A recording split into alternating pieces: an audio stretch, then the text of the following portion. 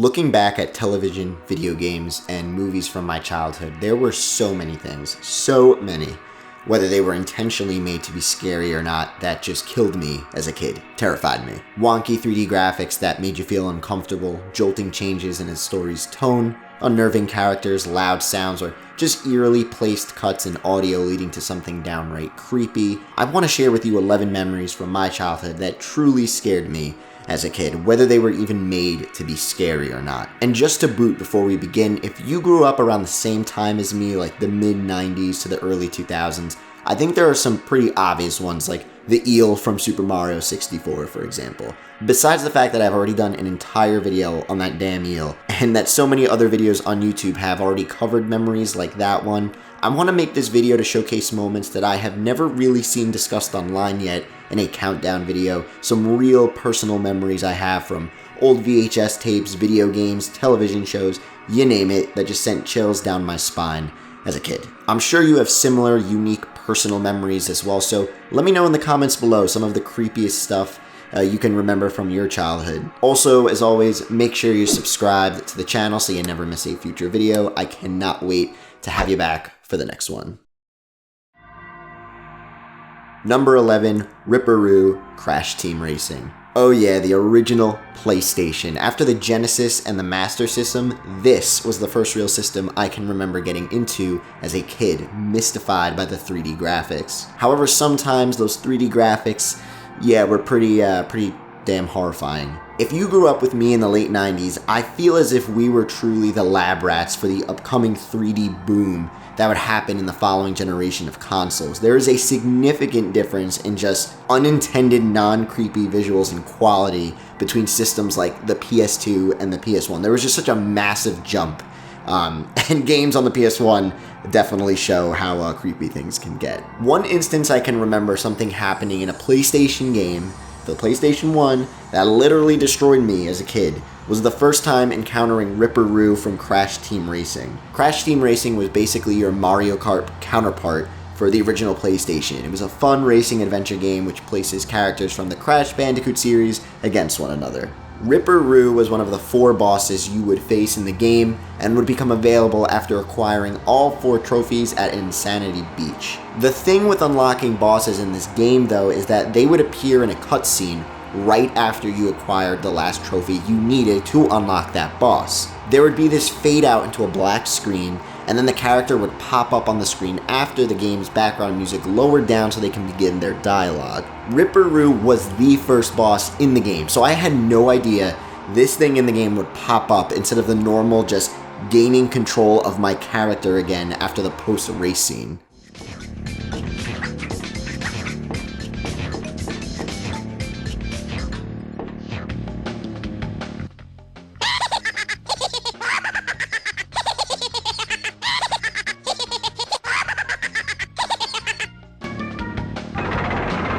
Yeah, thank you. Thanks for that, Ripperoo. The PS1 had this amazing ability to deliver like sinister, lifeless eyes. And not only does Ripperoo have that beautiful attribute, but that screeching laugh bursting out of nowhere is just so necessary as well. Seeing Ripperoo pop up out of nowhere for the first time as a kid was absolutely horrifying. I'll definitely remember those orange and yellow hypnotizing eyes for the rest of my days. Number 10, the AARDMAN animation presents title screen. Growing up, my brother and I pretty much lived at our grandparents' house as our parents went to work during the day. They were like right around the corner, so it was perfect. While we were there, they had like 7 or 8 VHS tapes that we would just watch every single day. I don't know how we didn't go insane. It was the same tapes every day, but it was all we knew, so we just watched them. And one of those, 3 of those tapes were 3 original Wallace and Gromit films. They were A Grand Day Out, The Wrong Trousers, and A Close Shave were the 3 episodes. Before each movie would begin, the animation team behind Wallace and Gromit, AARDMAN Animations, would play their logo on a quick title screen. What followed was this quick 7-second or so clay animation with this ominous music behind it, with these 2 loud thumps and some creepy grin appearing on the screen. Looking at it now, it's definitely not scary, but as like a 6-year-old, I can fondly remember leaving the room every time I knew that part was gonna play and then coming back in a couple seconds later.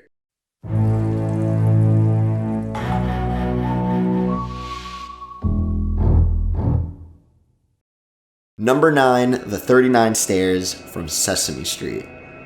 Good old Sesame Street. This was another one of those shows we had on VHS that we would watch the same tape of over and over again. And the tape we had, it featured this segment called Monster Piece Theater, which was hosted by Cookie Monster as Alistair Cookie. It was a segment that brought a cultural element to kids by presenting dramas based on classic literature, plays, or movies.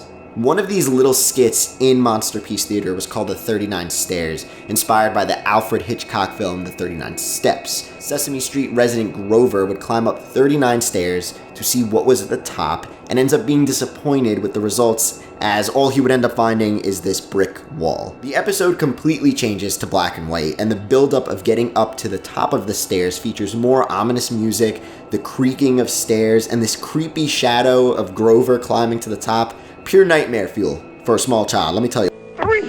24 stairs, 25 stairs, 26, 27, 28, 29. I've come to find out eventually growing up that Sesame Street has some more pretty weird and unintentionally disturbing moments throughout its years. One channel that covers a lot of fascinating Sesame Street content and just lost media in general is Blame It on Jorge, one of my favorite channels on YouTube, and one that I cannot recommend enough. It inspires me to do more countdown videos like this. So make sure you stop on by and tell Jorge Pat said what's good. Number 8, Forever Forest in Paper Mario 64.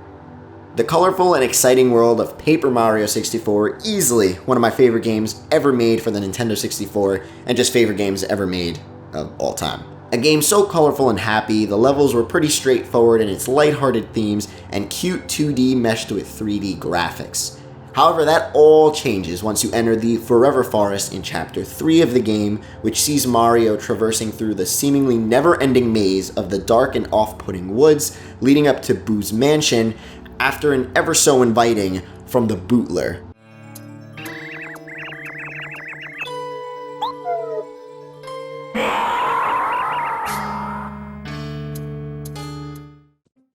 Like I said, the game was so warm and jolly up until this point. As a kid, I dreaded going into this thing once I discovered it. I hated the idea of not having control over the game and getting lost in what technically was a maze that would have you start all over from the beginning if you messed up your route. I remember for weeks I was stuck on this part of the game until one of my cousins told me I had to just follow the paths containing elements that stuck out from the rest, like glowing fungi to weird and odd behaviors of flowers. So up until that point, I would try and find a different game to play every time like knowing I had to go into the Forever Forest, I would just pop Paper Mario 64 out of the N64 because I was just scared to go deeper into those woods. I was always bracing for this jump scare, which obviously never ended up happening in that level.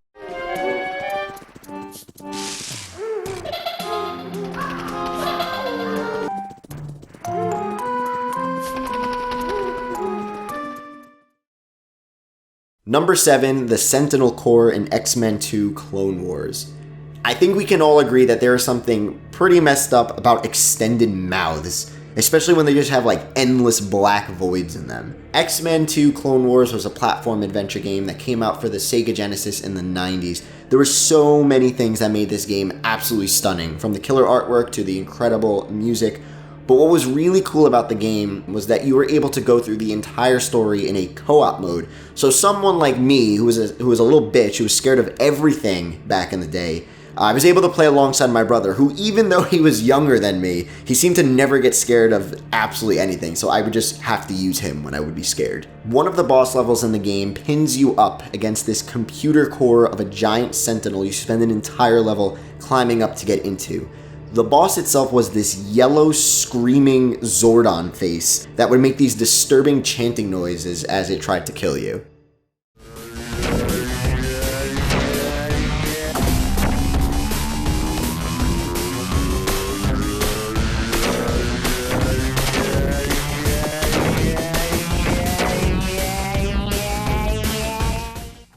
I never played this game alone, because this thing came up so early in the game. It was like the second level. I remember back in the day, if I was ever alone and wanted to play it, I would turn the game on, play it for like 15 minutes right before entering that boss fight, and then I would just reset the game and play it all over again And every time I'd get up to it, I'd just turn it off and do it again. I was absolutely horrified to fight that thing.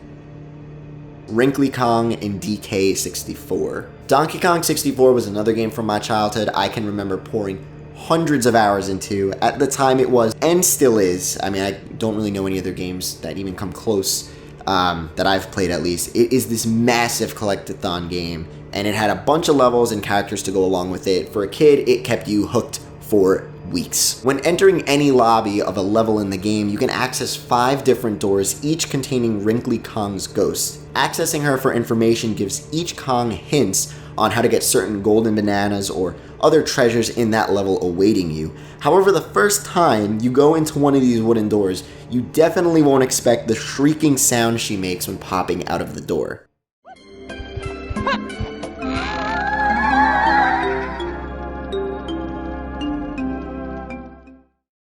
DK64 is another one of those colorful and lighthearted games that does not contain virtually any horror instances in the entire game. However, this one little instance in the game has such a shock when you first encounter it that you are definitely not expecting it, especially as an innocent little kid. Number 5, the mirror scene in The Dummy from The Twilight Zone. The Twilight Zone, my favorite, that is Pad Chennington's favorite show ever made. Twilight Zone, it's the best. Growing up, I have fond memories of sitting on the couch with my pops and brother to watch the Twilight Zone marathons on New Year's Eve and the 4th of July. For those who have never heard of the show, if that's somehow even possible, The Twilight Zone was a television series based on the stories of Rod Serling.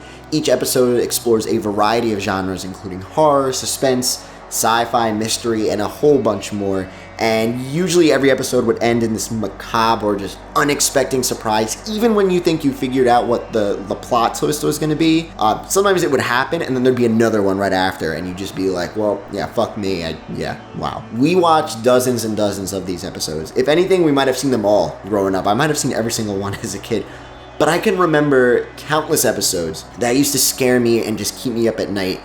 And imagining as a kid, but one episode that without a doubt takes the cake as one of the creepiest things I've ever seen in my youth is an episode titled The Dummy, specifically the mirror scene that happens in the beginning of the episode. The Dummy was an episode focused on a ventriloquist named Jerry and his dummy named Willie, who he believed was alive. After finishing a performance in front of a crowd, bite marks appear on Jerry's hand, and he believes that Willie bit him during the set. After this, Jerry goes into his dressing room and sits the dummy down, which begins what I can definitely say is the scariest scene in Twilight Zone history. What makes this scene so horrifying to me is the pure silence. If anything, just the dim crackling sound that gives the Twilight Zone that old charm, that's the only thing that's there, but absence in sound is one of the most powerful tricks I believe anyone can use to make something truly unsettling. And watching the head of the dummy spin without actually seeing it happen just adds on to the whole silence treatment, and it makes this whole thing so sinister. Like, I'm getting goosebumps talking about it. Number 4, the Ghost Mission from Rugrats Search for Reptar. And of course, we're back to the PS1. More shifts in a game's setting and theme that were unexpected and caused me to be scared shitless as a little kid. Rugrats Search for Reptar was a fun adventure game based on the hit Nickelodeon show for the PlayStation 1 that had you complete 14 different missions ranging from puzzle levels to collectathon levels, with some missions sharing similar storylines and events to episodes from the show. There was one level though, I'll just call it the Ghost Mission, I don't know if it has an actual name, that has you play as Tommy in the middle of the night, shining a flashlight on these ghost monster things. Now I know, looking back at it, they seem pretty stupid and not scary at all. However, when I was just a wee lad, this shit was terrifying. Nowhere else in the game does the levels get this dark, and I would always expect one of these floating haunting ghosts to appear anytime I would turn the corner of a wall or go into another room. And being so imaginative at that young of an age, I always thought there would be something more or some other even scarier entity or beast waiting for me somewhere in the house. This was another level I would hate to play, and for the longest time I remember not completing the game just because I did not want to do this mission. That'll keep those shadow monsters away, champ. Still, you're going to frighten him. Went. Oh, I know. It's probably in the frigidator. It's always hiding in there. I gotta go let it out.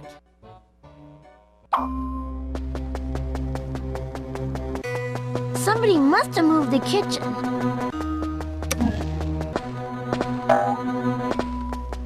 I'm gonna find the kitchen if it's the first thing I do. That'll keep those shadow monsters away.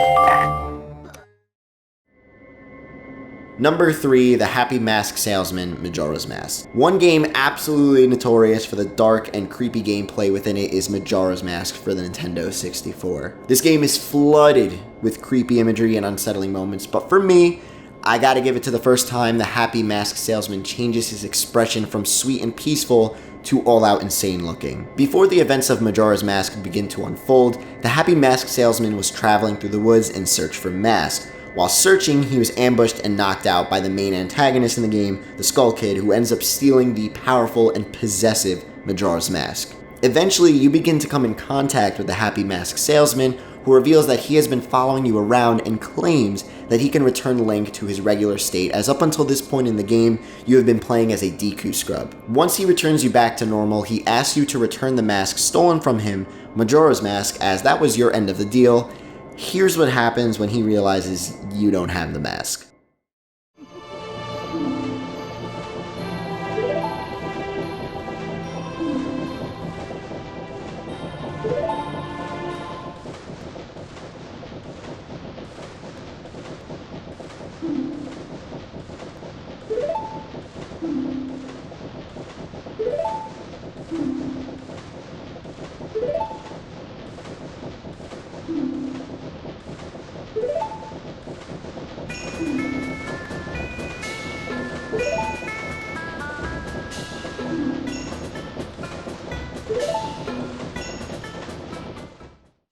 The first time I saw this, I straight up just shut the game off. I can still remember it like it was yesterday. There are countless moments in Majora's Mask that I can call out for being weird and disturbing, but I can remember this moment really giving me a good scare. Number 2, Large Marge from Pee-wee's Big Adventure. Large effing Marge has to be the most unnecessary, out of nowhere moment in a movie made for kids ever. Up until this point of her appearance in the movie, Pee-wee's Big Adventure is a comical and mostly family-friendly film that leads one to think that nothing out of the ordinary, specifically in a jump scare or creepy sort of way, would ever happen at any point in this film during Pee-wee's crazy adventure.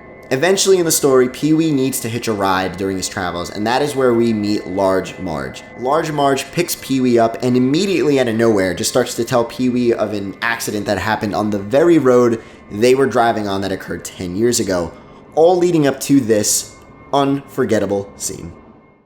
Body from the twisted, burning wreck. It looked like this. You're kidding me, right? Leave it to good old Tim Burton to traumatize all of us back in the day. I think I literally cried from this.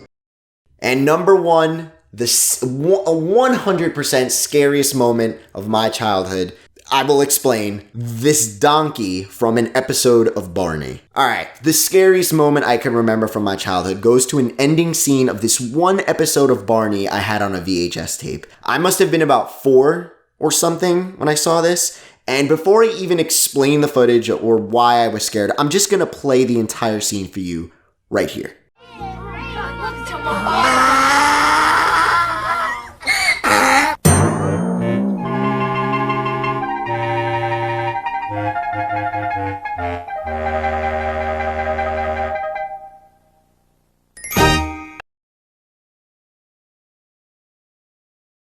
Hold on, just watch this one more time. Just watch it and listen again.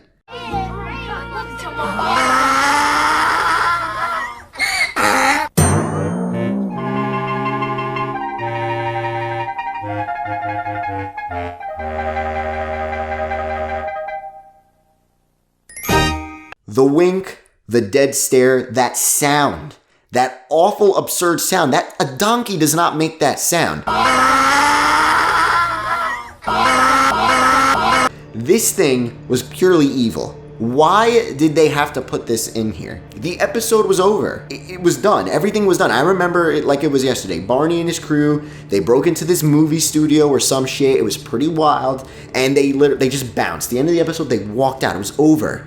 And then this happens. Why did they have to throw this in at the end? It's funny, I haven't seen this thing in years, and searching this clip up on YouTube, I was so surprised to not only find the clip, but find that others in the comment section have the same awful memories of this moment as well. Everything about this scene encapsulates what freaked me out as a kid. Just scenes that did not need to happen or had no place in what the show, video game, or movie were all about. Scenes that were creepy or eerily designed that were just thrown in there. A reminder that nothing is ever as pure and fun and happy as it seems. This donkey, this fucking donkey. I'm getting freaked out now. It's like 3 a.m. as I'm recording this script, and I feel like this son of a bitch is gonna pop out right behind me. This thing was easily the scariest memory from my childhood. It was just, I was young and I saw it, and the noise and just the lifelessness of it just everything. It was the perfect recipe to just freak me out.